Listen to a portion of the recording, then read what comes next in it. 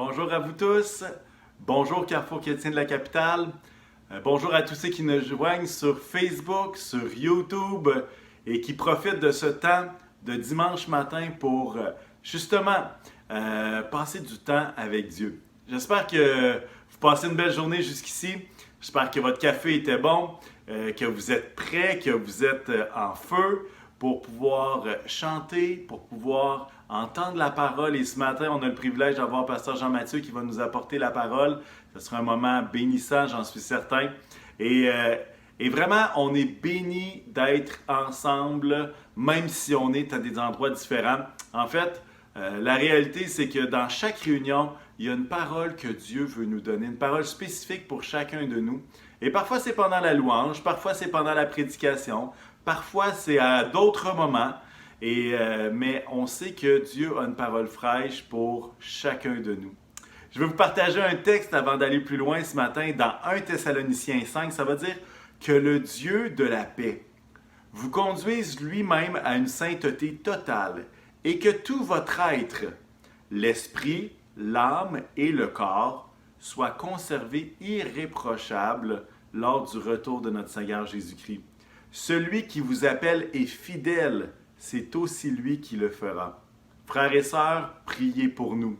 Saluez tous les frères et sœurs par un saint baiser. Et le Dieu de paix va nous conduire dans une sainteté, il va nous faire avancer dans la sainteté pour que tout notre corps, tout notre être, esprit, âme, corps soit conservé irréprochable. Et Dieu est fidèle. Et on veut être fidèle, nous aussi, dans notre vie, dans notre relation avec Jésus. On veut être trouvé fidèle. Et j'espère que cette réunion d'aujourd'hui pourra justement vous aider à demeurer fidèle, à demeurer attaché et à continuer d'avancer en Jésus. J'aimerais ça peut-être qu'on puisse prier ensemble et j'aimerais ça prier pour vous. Le passage dit justement « Priez pour nous, frères et sœurs, priez pour nous ». Et alors que je sais qu'il y a plein de gens qui prient pour toute l'équipe du Carrefour, pour les gens, les membres, tous ceux qui dirigent, mais aussi tous ceux qui fréquentent le Carrefour, ben, j'aimerais prendre l'occasion de juste prier pour vous. Alors, si peut-être vous avez un besoin dans votre vie, je vous invite à mettre votre main sur votre cœur et puis j'aimerais prier que Dieu puisse vraiment vous combler et vous apporter ce dont vous avez besoin dans la période actuelle. Seigneur Jésus, je veux te prier pour mes frères et sœurs, chaque personne qui écoute cette vidéo, autant sur YouTube, sur Facebook. Merci de ce privilège d'être ensemble. Et Jésus, je veux te prier, Seigneur, alors que toi, tu connais les désirs de nos cœurs. Tu connais, Seigneur, les véritables besoins dont chaque famille, Seigneur, peut exprimer à travers ses prières. Et Jésus, je veux juste appuyer la prière de mes frères et sœurs. Que tu puisses, Seigneur, faire du bien, que ta volonté s'accomplisse, Seigneur, dans la vie de chacun. Je te prie, Seigneur, pour des fruits qui germent, qui poussent, Seigneur, dans la vie de chaque personne, Seigneur, du plus petit au plus grand, du plus jeune au plus âgé. Seigneur, que vraiment tu puisses placer une joie dans le cœur de chacun. Et Seigneur, place ta paix. On vient de lire le passage qui dit que tu es le Dieu de la paix. Seigneur, puisses-tu conduire chacun par ta paix. Merci Seigneur. Je te prie que ceux qui ont des difficultés au niveau de leur santé, rassure-les, prends soin d'eux et guéris-les, je te le demande dans le nom puissant de Jésus. Viens placer ta main sur cette réunion afin que non seulement ce soit des mots que nous entendions, non seulement ce soit des chants que nous chantions, mais Seigneur, que ça soit ton esprit qui allume nos cœurs, qui nous dirige et qui nous parle, Seigneur. Nous croyons que tu veux le faire encore ce matin. Puisses-tu être béni par nos chants, par notre adoration et que ton nom soit élevé à travers nos vies, à travers notre Église et à travers même Internet et tous ceux qui entendront cette réunion. Je te le demande dans le beau nom de Jésus. Amen. Amen. Alors, je cède la parole maintenant à Marianne qui va nous faire la louange à partir de chez elle. Et avant, je ne voudrais toujours pas négliger ce que la parole de Dieu nous dit. Ça dit « Saluez tous les frères et sœurs par un saint baiser ». Alors, je vous accorde un saint baiser sur la joue Et on vous aime beaucoup et passez une belle réunion. Bon matin tout le monde, c'est un privilège pour moi d'être avec vous dans vos salons, de faire la louange, certes d'une façon différente, mais je pense qu'on peut avoir un bon temps dans la présence de Dieu aussi. Je vous souhaite la bienvenue dans mon salon à moi et puis ce qui est spécial, c'est que même si on est seul, chacun chez soi, quand on loue, on est ensemble. Quand on loue, on est ensemble dans la présence de Dieu, on est ensemble au ciel. Puis aujourd'hui, ce matin, je vous invite vraiment à prendre votre liberté, à venir louer Dieu, venir le remercier pour tout ce qu'il fait dans votre vie. Et puis vraiment prendre du bon temps dans sa présence et le louer avec vos frères et sœurs en Christ. Amen. Allons-y.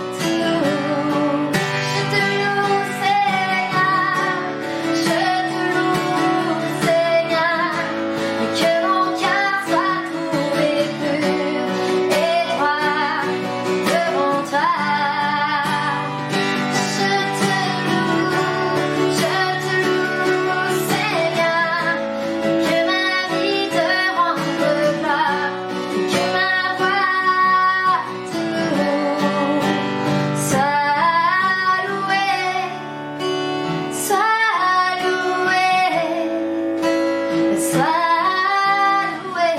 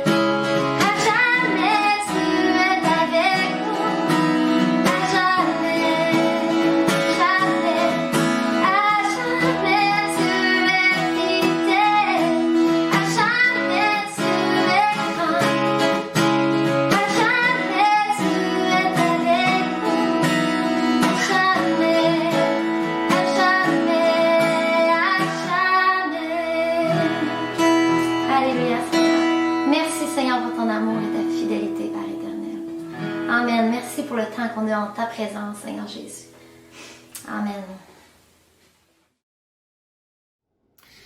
Oui, que Dieu nous rappelle à jamais qu'il est fidèle, qu'il est là, que pour toujours, il est avec nous. Alléluia.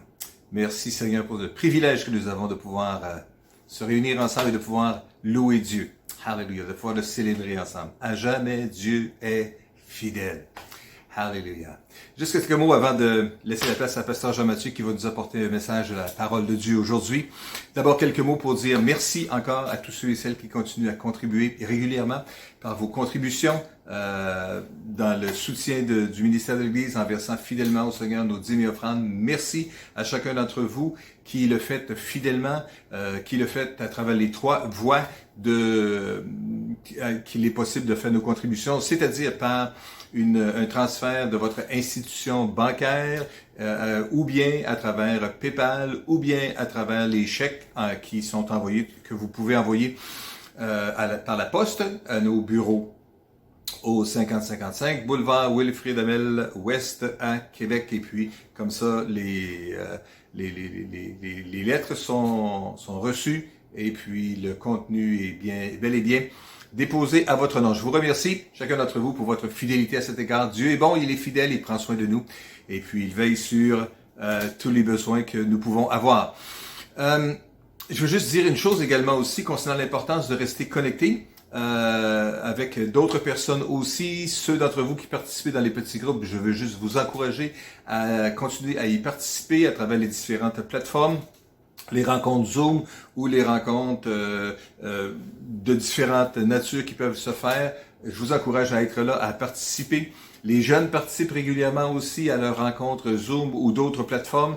Il y a les vidéos aussi qui sont disponibles pour les enfants. Je vous le rappelle aux parents de Carrefour Junior ou du préscolaire qu'il y a également des vidéos qui sont préparées pour les enfants chaque semaine. Merci de prendre la peine de les écouter et de faire participer les enfants selon les petits devoirs qui leur sont demandés, peut-être par les gens de Carrefour Junior et ou du préscolaire.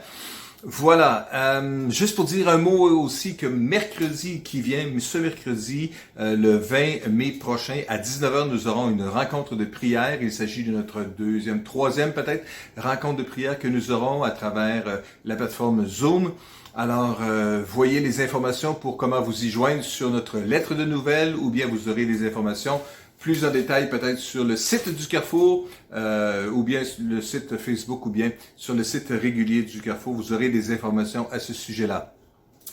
Frères et sœurs, je veux juste vous encourager également aussi, selon la lecture du livre des Actes des Apôtres, dans lequel je suis engagé à ce moment-ci, on voit si souvent comment que les disciples étaient ensemble, ils étaient unis, ils étaient réunis ensemble, puis ils partageaient des choses ensemble les uns avec les autres. Je veux juste vous encourager à continuer à rester unis aussi, à rester connectés les uns avec les autres, par téléphone, par courriel, par communication Facebook ou par toutes sortes d'autres communications que vous pouvez ou que vous voulez faire.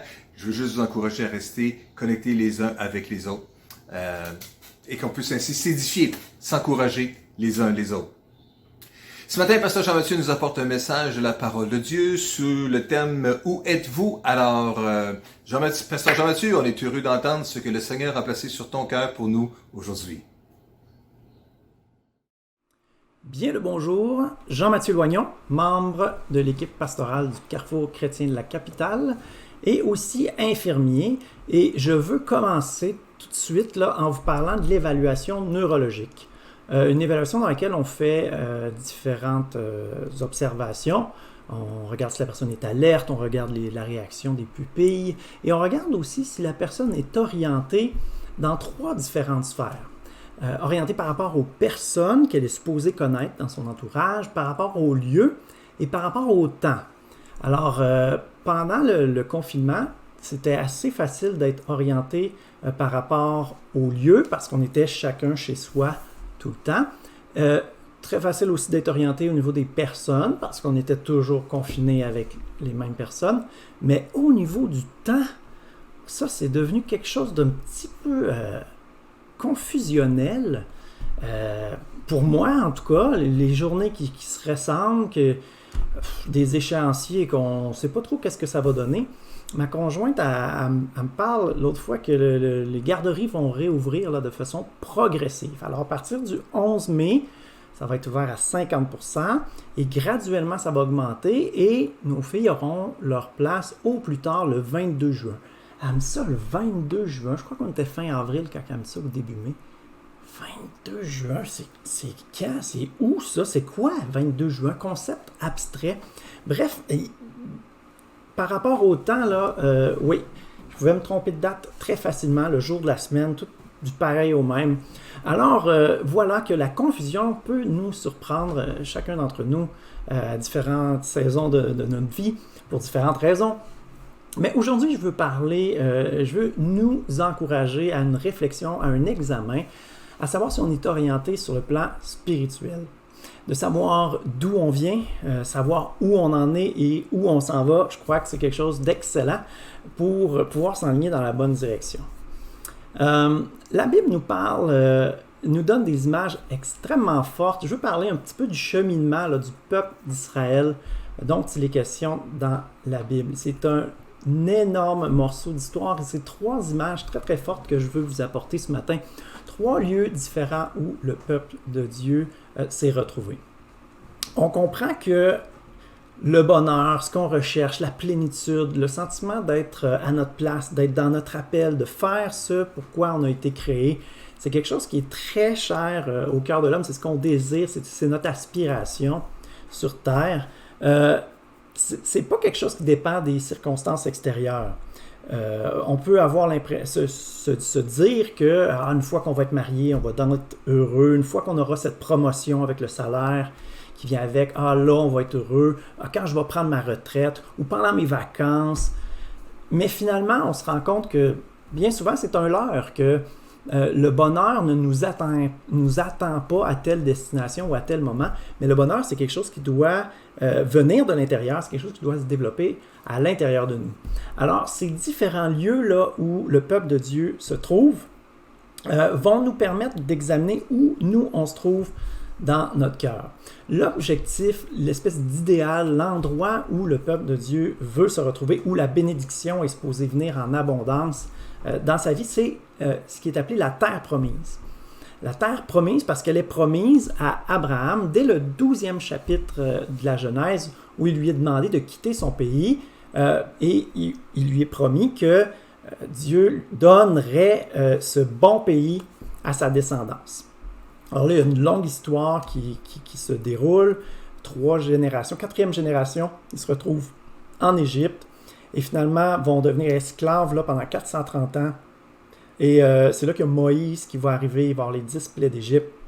Et finalement, ils vont pouvoir sortir de l'Égypte, passer par le désert et prendre possession de ce pays-là. Écoutez, ce pays-là leur est donné. J'ai écrit là, vitement dans un moteur de recherche biblique là, sur Internet Bible Gateway le mot « donne » et « pays ». Et il y avait 193 versets où ça venait. C'est quelque chose qui revient continuellement, que Dieu donne ce bon pays à Abraham, il le répète à Jacob, Isaac, à Moïse. Et là, c'est Josué qui va entrer dans le pays. Ce pays-là, Dieu leur donne, mais ça va exiger quelques efforts, disons. Première étape, le peuple de Dieu se retrouve devant le pays, mais il y a une rivière qui est là. Et ils ne peuvent pas traverser.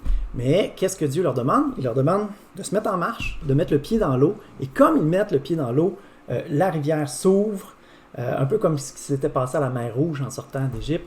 Mais la mer s'ouvre et ils vont pouvoir passer à sec. La rivière s'ouvre. Et donc, ça a demandé dès le début de la foi, de la confiance en Dieu, l'obéissance pour mettre le pied dans l'eau. Ensuite de ça, dans le peuple, il y avait une multitude d'armées. La première victoire, Dieu va leur donner miraculeusement, alors que les forteresses vont s'effondrer là, toutes seules. Mais ensuite de ça, il y a plusieurs peuples qui sont là dans le bon pays que Dieu leur donne, mais il faut prendre les armes et il faut conquérir ce pays-là. Donc ça implique encore là une notion de foi, de faire confiance que Dieu veut leur donner ce pays-là, que Dieu va leur donner la victoire. Ça me fait penser un petit peu à une chirurgie. Je parlais tout à l'heure que cet endroit-là, c'est notre cœur c'est dans notre cœur qu'on va trouver la terre promise, dans laquelle Dieu veut déverser ses bénédictions. Bien, Dieu, c'est un peu comme un grand chirurgien cardiaque. Et pour subir une chirurgie, on s'entend qu'il faut faire confiance au chirurgien. Il faut faire confiance. Il y a tout un protocole de préparation et là, on arrive, on se rase, on se nettoie, tout le nettoyage, le protocole, on s'installe, on se couche sur la table, ils vont nous endormir. Il faut faire confiance au chirurgien, pas à peu près. Et de la même façon avec Dieu, Dieu, il nous dit dans sa parole qu'il veut déverser de la bénédiction dans nos vies, il veut que notre vie réussisse. Eh bien, il faut faire confiance au grand chirurgien qui veut faire cette opération-là dans nos vies. Et même quand on continue de lire l'histoire du peuple de Dieu, on réalise que, écoutez, en fait, il n'a même pas obéi à Dieu, il n'a pas fait le ménage dans le pays comme il devait le faire. Mais même s'il l'avait fait, écoutez, il continue d'avoir d'autres nations autour du pays et il aurait continué d'avoir de la guerre. Alors même s'il avait gagné toutes les batailles et s'était installé dans le pays, il aurait fallu continuer de le défendre. Alors, est-ce que c'est facile de prendre possession du pays que Dieu donne? Pas nécessairement facile. Et même pays où coule le lait et le miel, hein, le lait, c'est la fertilité. C'est, on comprend, les vaches, il faut pour qu'ils puissent avoir du lait, mais c'est la fertilité, la terre qui va, les plantes qui vont pousser, la terre, ça va donner des fruits, il va y avoir de l'abondance. Ils vont pouvoir se multiplier. Et le pays où abonde le lait et le miel, c'est les délices, c'est le plus, le luxe, c'est vraiment des bénédictions, du supplément là, que Dieu veut donner à son peuple. Mais c'est du travail, ça aussi. C'est bien beau avoir une terre fertile, mais encore, faut-il la travailler pour qu'il puisse y avoir croissance, pour qu'il puisse y avoir une récolte. La Bible nous parle dans Galates, chapitre 5, versets 22 et 23, du fruit de l'esprit. Et c'est ça qu'on veut qu'il grandisse dans notre vie. Le fruit de l'esprit, c'est l'amour, la joie, la paix, la bonté, la bienveillance, la foi, la douceur et la maîtrise de soi. On comprend que toutes ces choses-là, c'est très beau. Puis, tu sais, si on se met dans la peau d'un fruit ou dans l'écorce dans la peau d'un arbre, je veux dire, les fruits viennent des arbres. Si on se met dans l'écorce d'un arbre, l'arbre, pour que les fruits sortent, il n'est pas en train de forcer, là, puis il y a une pomme qui sort. Non, la pomme sort parce qu'il y a tout un travail qui s'est fait en profondeur depuis longtemps. Ça fait longtemps qu'il y a des nutriments qui rentrent par les racines. Ça fait longtemps qu'il y a de l'eau, soit un courant d'eau qui passe à côté, ou soit de la pluie qui tombe, que l'arbre s'abreuve, qui met ses feuilles au soleil, qui reçoit tout ce dont il a besoin pour être en santé, pour être en vie. Et c'est dans un arbre en santé qu'il y a du fruit qui va pousser. Alors, on comprend que ce n'est pas quelque chose de magique que Dieu donne. Oui, il le donne. C'est lui qui donne tout ça, toutes ces bénédictions-là. Mais ça arrive alors qu'il y a un travail qui se fait en profondeur. L'endroit où je veux parler le plus aujourd'hui, c'est le désert. Le désert, dans notre imaginaire là, collectif, à cause de la période là, des romantiques, le désert, pour nous, ça veut dire période aride, sombre de notre vie, où c'est difficile, c'est des difficultés, des épreuves. Mais dans la Bible, le désert, c'est pas juste ça. Oui, bien sûr, dans le désert, il n'y a pas beaucoup de vie, pas beaucoup de nourriture, pas beaucoup d'eau. Mais il y a plein de belles choses qui peuvent se passer et il y en est question beaucoup dans la Bible. Regardez, premier passage dans Osée. Dans Osée, on voit que le désert, c'est synonyme d'intimité avec Dieu. Pour vous mettre en contexte un petit peu, Osée va prendre une femme prostituée pour son épouse. Il va l'aimer, il va lui être fidèle, il va prendre soin d'elle. Et là, tout d'un coup, elle décide de s'enfuir. Il va retourner à la prostitution. Osée, qu'est-ce qu'il fait? Il va la pourchasser, il va payer pour la racheter, il va la ramener à la maison et on va lire ce que ça dit dans Osée 2, 14. « Je veux l'attirer et la conduire au désert et je parlerai à son cœur. » La première fois qu'on lit ça, peut-être qu'on se dit « Je veux l'attirer, la conduire au désert puis la laisser mourir là. » Mais non, c'est pas ça.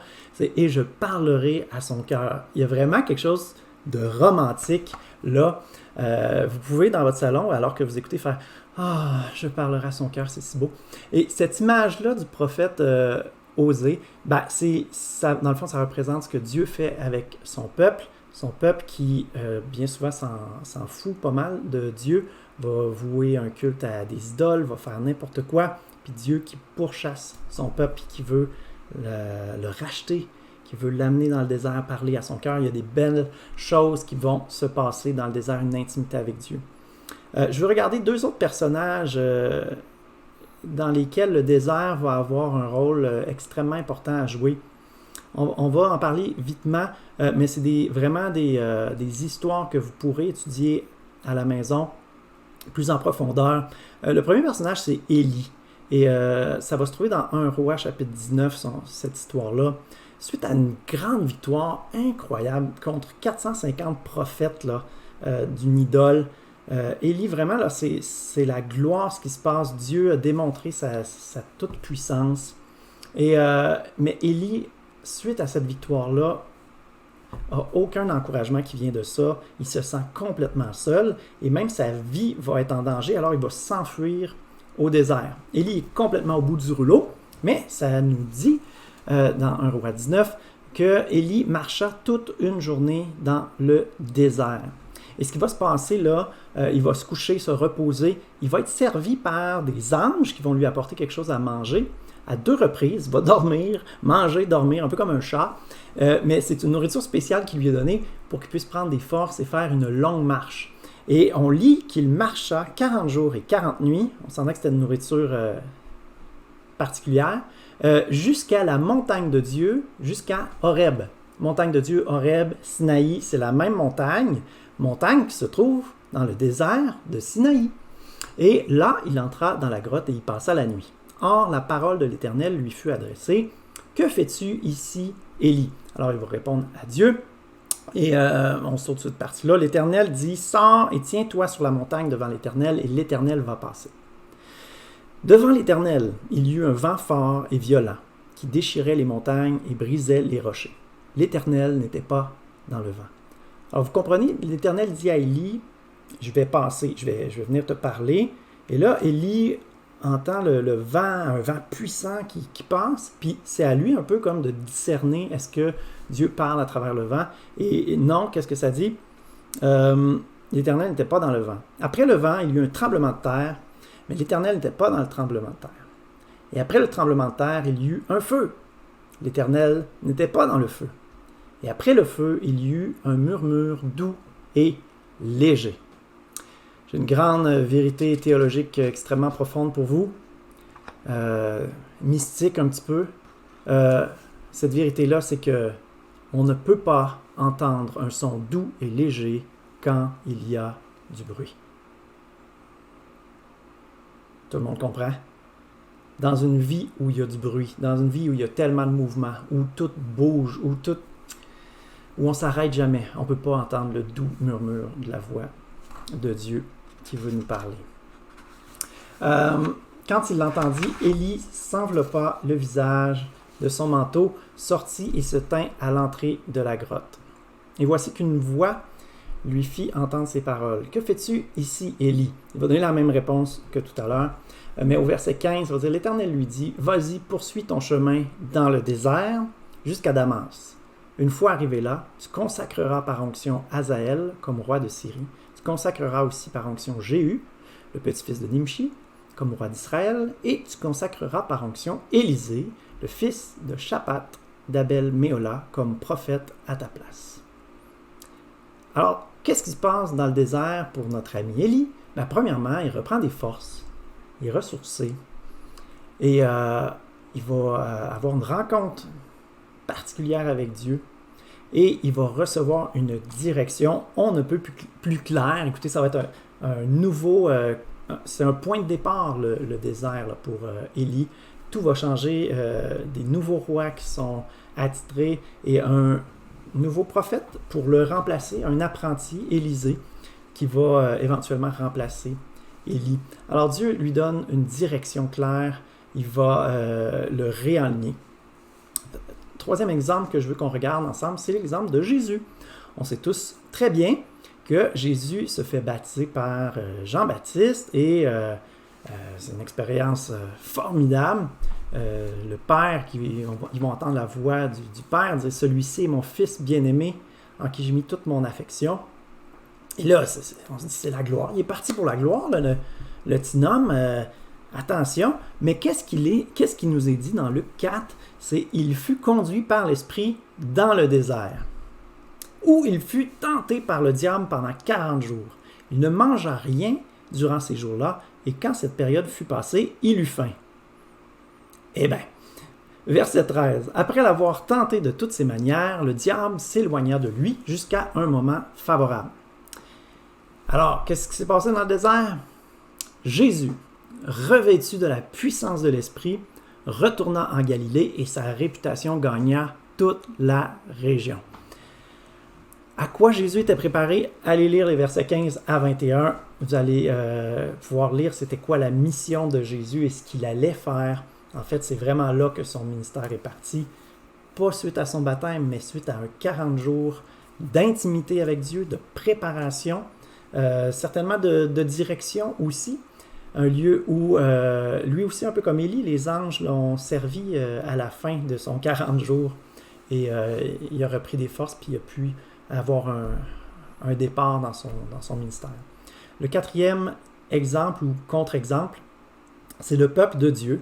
J'en ai parlé tout à l'heure, qui est sorti de l'Égypte, passé à travers la mer Rouge, pour se retrouver où? Dans le désert. Et bien sûr, désert, ça veut dire pas d'eau, pas de nourriture. Alors, le peuple de Dieu était complètement dépendant de Dieu. On estime qu'il y avait un bon million de personnes, plus les troupeaux, là. C'était toute qu'une délégation. Mais dans le désert, complètement démuni, souvent le peuple d'Israël va murmurer, la Bible va dire murmurer contre Moïse en disant on avait tout ce qu'il nous fallait en Égypte, pourquoi tu nous as amenés mourir dans le désert? Il était mal pris dans le désert. Mais qui dit dépendant de Dieu dit expérimentation de la providence de Dieu.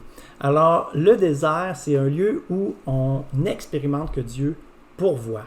Et c'est souvent comme ça dans la vie, alors qu'on fait un pas de foi, Dieu n'a pas répondu encore, on fait un pas de foi et là, on voit que Dieu pourvoit. Et là, notre foi grandit. On a découvert que Dieu est un Dieu qui prend soin de nous, qui pourvoit. Alors, on fait un autre pas de foi. Et là, on découvre que Dieu pourvoit. Et c'est souvent comme ça. Avec le Seigneur, il construit notre foi, alors qu'on découvre de plus en plus que Dieu prend soin de nous. Pourquoi je dis que le peuple de Dieu, ce n'est pas tant un bon exemple? C'est qu'en fait, à la première occasion où il s'est retrouvé devant la terre promise, il savait très bien que c'était un endroit formidable.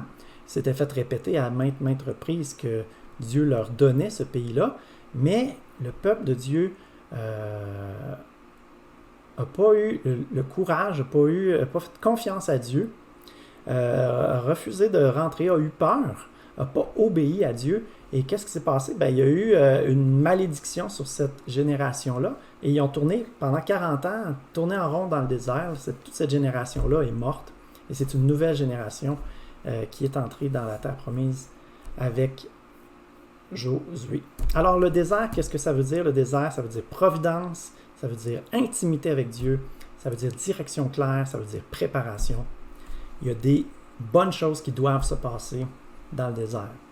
L'objectif, bien sûr, suite au désert, c'est la terre promise. Mais on revient à une étape précédente, l'étape précédente, le désert, dans le cas du peuple de Dieu, où il se trouvait en Égypte, esclave dans la misère.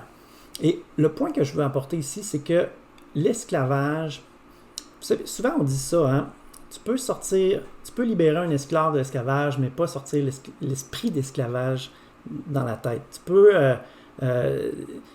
les Nordiques de Québec peuvent partir, mais tu ne peux pas sortir le Nordique de Québec du cœur d'un gars de Québec. Dans le sens que le peuple de Dieu a été libéré de l'esclavage, mais il y a une mentalité d'esclave, une mentalité de peuple soumis, une mentalité de peuple, une mentalité de loser. Le pays promis n'est pas pour nous, on n'a pas la force pour se rendre dedans. Et qu'est-ce que ça va faire? Dieu n'apprécie pas ça, ce manque de foi-là. Ce contentement-là d'une vie ordinaire, misérable dans le désert, ben, tu as voulu le désert, ben, vous allez tourner en rond dans le désert. Le peuple de Dieu, c'est vraiment pas un exemple. L'exemple à suivre, c'est pas de tourner 40 ans dans le désert. Le chemin que Dieu leur avait fait faire, où ils avaient expérimenté la provision de Dieu, ça aurait pu être très suffisant. Ils auraient pu entrer dans la terre promise, comme Josué et Caleb leur recommandaient, mais 10 autres espions leur disaient « Ah non, on ne peut pas aller là, c'est terrible. » Cette mentalité-là est très difficile à faire sortir de la tête, sortir du cœur de quelqu'un que tout ce qu'il a connu, c'est l'esclavage. Vous savez, on s'habitue à notre misère et on peut en venir à pas croire, à pas voir qu'il y a autre chose que ce qu'on vit. Il peut y avoir des opportunités qui passent devant nous, puis on les voit même pas, on pense que c'est pas pour nous. Alors voilà que après être sorti d'Égypte, après être sorti libéré de l'esclavage, le peuple de Dieu a encore cette mentalité d'esclave-là. Qu'est-ce qu'il aurait fallu qu'il se passe? Écoutez, Dieu a tout fait ce qu'il fallait qu'il se passe dans le désert. Moi, il y a un passage que j'aime beaucoup. J'ai fait une pensée du jour, le 15 avril, si vous voulez aller la voir, sur ce verset-là. « Arrêtez et sachez que je suis Dieu. » Le peuple de Dieu a eu beau expérimenter toute la puissance de Dieu, les miracles, les 10 plaies d'Égypte, la provision de Dieu dans le désert. Il ne s'est pas arrêté pour vraiment que ça rentre dans le cœur, que ce Dieu Tout-Puissant-là est avec eux. Ce Dieu Tout-Puissant veut les amener plus loin. Et de la même façon, l'être humain, on est habitué à notre petite vie terrestre, c'est tout ce qu'on connaît. Mais on le sait tellement au fond de nous-mêmes qu'on n'est pas né juste pour une petite vie à tourner en rond, manger, dormir, mourir, puis il n'y a rien qui se passe. L'être humain est appelé à plus que ça. L'être humain est un être spirituel, est appelé à s'élever, à pouvoir avoir une perspective plus large, avoir une compréhension plus profonde des choses. Prendre conscience qu'il est esclave de cette petite vie-là et aller à Jésus qui a remporté la victoire, qui offre cette vraie liberté, embrasser la vraie liberté que la vérité en Jésus-Christ peut opérer dans nos cœurs. Le chrétien est appelé à une autre dimension, pas juste une petite vie terrestre, mais à une dimension verticale, à une vie spirituelle. On est appelé à s'envoler, à être élevé, à avoir une nouvelle perspective. Écoutez bien le passage dans Jacques 4, verset 8. « Approchez-vous de Dieu, et il s'approchera de vous.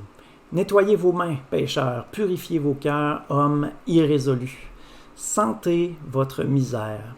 Soyez dans le deuil et dans les larmes, que votre rire se change en deuil et votre joie en tristesse.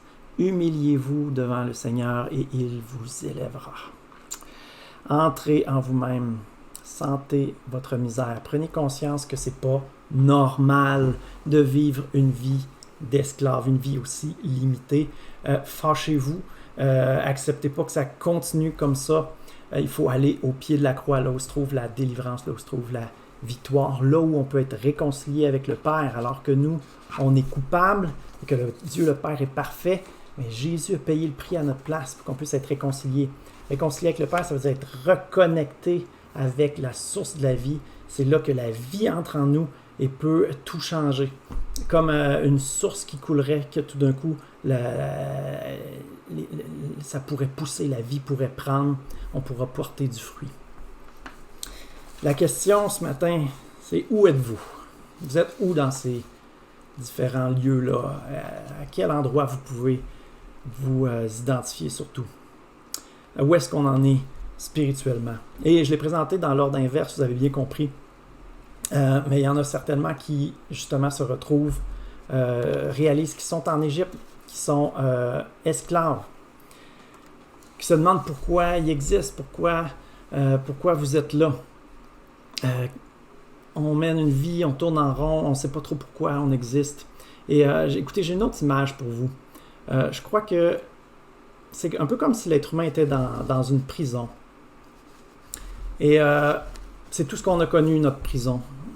On s'est habitué à ça. Puis là, tout d'un coup, quelqu'un vous parle de Jésus. C'est comme si vous réalisiez que Jésus, il est là, dans la prison, puis il a les clés dans les mains. Puis là, ça a l'air trop simple. vous vous dites, c'est quoi qu'il faut que je fasse? Ben, il faut dire, Monsieur Jésus, est-ce que vous pourriez ouvrir la cellule, s'il vous plaît, pour moi? C'est quoi la condition que ça prend? Ben, ça prend l'humilité de demander à Jésus de le faire. L'humilité d'accepter que Jésus l'a fait à notre place, que Jésus a payé le prix à notre place. L'être humain, on est comme ça, on veut performer, on veut se libérer nous-mêmes, on est fiers.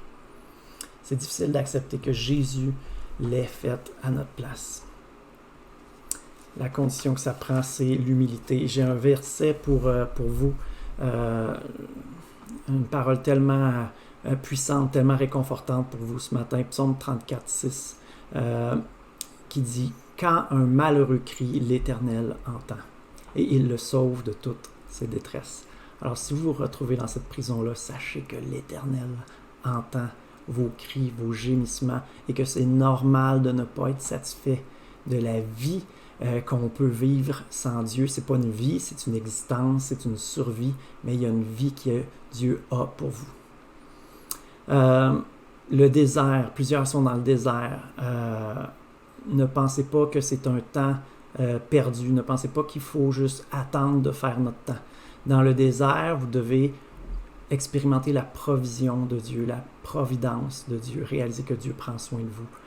Vous devez profiter de ce temps de calme, de répit-là, pour entendre la voix de Dieu, ce doux murmure léger de Dieu qui veut vous parler. Il y a une intimité à vivre avec Dieu. C'est ce qu'Élie a expérimenté, c'est ce dont Osée nous parle. Il y a toute une préparation qui peut avoir lieu là. Élie qui a reçu une direction tellement claire et Jésus qui était prêt pour la guerre, pas à peu près en sortant du désert. Et il y a la terre promise. Peut-être qu'il y en a que vous vivez ça, la terre promise. Puis il est temps juste de se rappeler que la guerre n'est pas finie. Que sur la terre promise, soit il faut travailler pour qu'il y ait du fruit, travailler pour que la terre produise du fruit, vivre les bénédictions du travail, la joie qu'il y a dans le travail, puis la joie de voir le fruit de son travail. Ou aussi, il faut le défendre, ce pays-là, parce que c'est pas vrai qu'il n'y a pas des ennemis en dehors du pays qui vont pas vouloir le conquérir. C'était ça le but aujourd'hui, un petit peu de prendre conscience d'où on est. Un encouragement à prendre du temps pour prier, de réfléchir là-dessus, de demander à Dieu de nous ouvrir les yeux, de nous éclairer et ensuite d'agir selon ce que le Seigneur nous demande de faire. Je veux vous encourager que peu importe où vous vous trouvez, il y a quelque chose à vivre là où vous vous trouvez. La vie peut prendre place, la vie doit prendre place. Il faut expérimenter tout ce que Dieu a pour vous, être réconcilié avec lui, c'est ça qu'il a pourvu principalement. C'est là le point de départ pour que la vie, la vitalité, une vie pleine de sens, la vraie vie puisse être déversée en vous. La confiance va grandir, la foi va grandir, il va pouvoir y avoir une croissance dans votre cœur, ayant connu la source qui va être là, qui va s'implanter en nous. On va prendre un temps pour prier tranquillement et pour chanter ensemble ce matin, alors qu'on reste dans une attitude de prière, de méditation, de réflexion.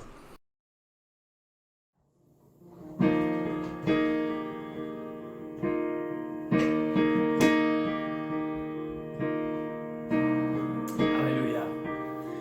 On va venir à Jésus aujourd'hui. Celui qui peut nous sortir de l'esclavage, celui qui peut amener la vie dans le désert, celui qui peut vous donner des victoires encore et encore dans la terre promise. Non, Jésus. En Christ seul est mon espérance, sa justice est mon assurance. Il est devant, Dieu mon appui. Je n'en veux point d'autre que lui. Jésus-Christ, mon rocher, ma confiance est en son amour. Dans l'eau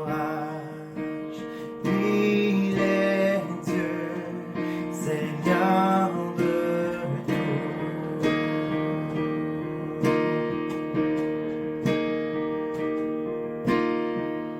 Lorsque sur moi s'abat l'orage,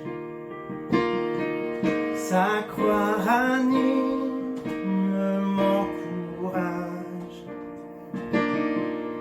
Quand tout faiblit autour de moi, sa présence soutient ma foi. Jésus-Christ, mon rocher, ma confiance est en son amour.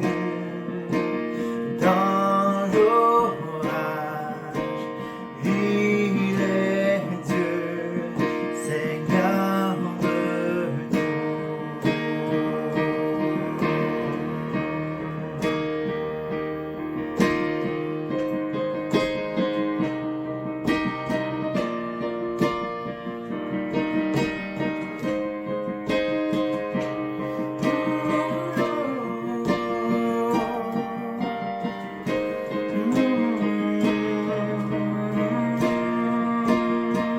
Seigneur de tout, sois mon Seigneur, Jésus, mon Jésus-Christ, mon rocher, ma confiance est en son amour. Dans l'orage, il est Dieu, Seigneur de tout.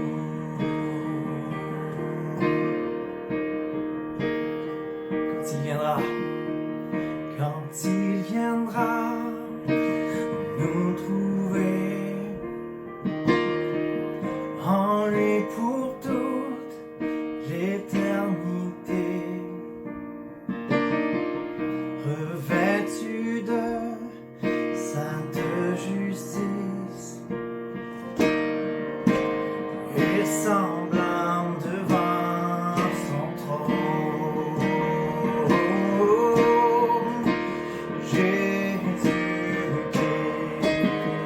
mon rocher, ma confiance est en son amour.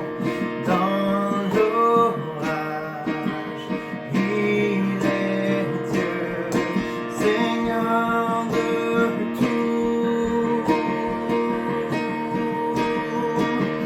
Jésus-Christ, mon rocher, ma confiance est en son amour. Dans l'orage, il est Dieu, Seigneur de